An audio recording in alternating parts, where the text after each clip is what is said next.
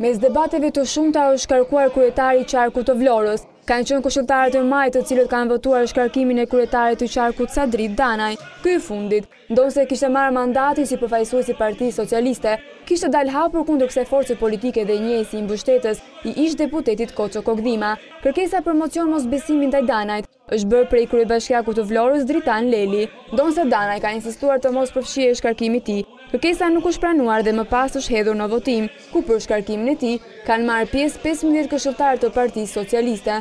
Në votim nuk ka marrë pjesë opozita Partisë Demokratike, gjithashtu nuk kanë votuar edhe këshilltarët e LSI-s dhe PD-s. Danaj ka cilësuar votimin si një farsë, ndërsa u shpreh pas mbledhjes se ai përfaqëson alternativën dhe kauzën që është zgjidhja.